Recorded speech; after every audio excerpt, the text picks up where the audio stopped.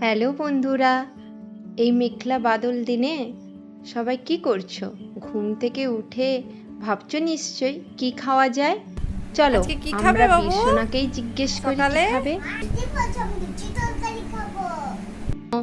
Daily সকাল হলেই রুটি লুচি পরোটা বানাতে বানাতে ভুলেই গেছি আমি পূর্ব মেদিনীপুরের গ্রাম থেকে আসা একজন মেয়ে আছে না, একটু শসা দিয়া পেঁয়াজ কুচি দিয়া আর আমের আচার তেল দিয়া মুড়ি না খাইলে তার সঙ্গে যদি হয় একটু পেঁয়াজি, ভাল লাগে বলো?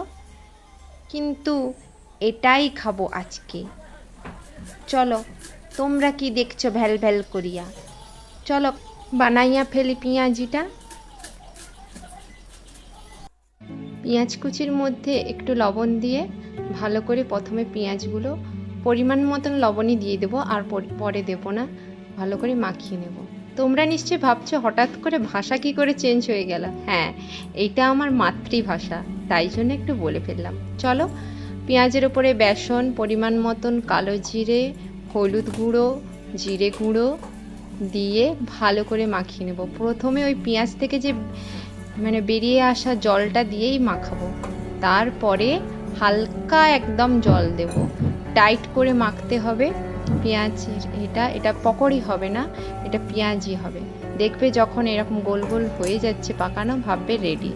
যদি বাচ্চা থাকে প্রথমে বের করে রেখে দেবে কিছুটা, তারপরে একটু বড়দের জন্য কাঁচা লঙ্কা দিয়ে মাখিয়ে ফেলবে। তারপরে কি আর, তেল গরম করতে দিয়ে দিবে, তারপরে এইভাবে একটু হাতের শেপ দিয়ে ছেড়ে দিবে তেলের মধ্যে।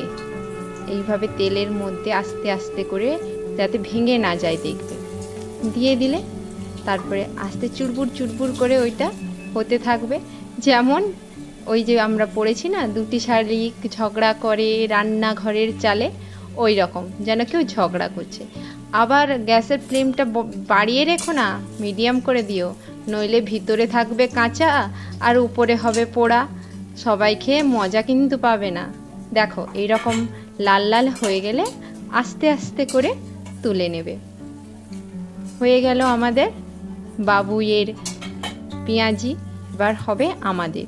এইভাবে আরও আমরা আমাদেরগুলোও করে নেব, আস্তে আস্তে হাতের শেপ দিয়ে গড়ে নেব। আমাদের মাঝে মাঝে নিজের ভাষায়ও কথা বলতে ইচ্ছে করে, তাই না? তাই জন্য তোমাদের সঙ্গে বলে ফেললাম।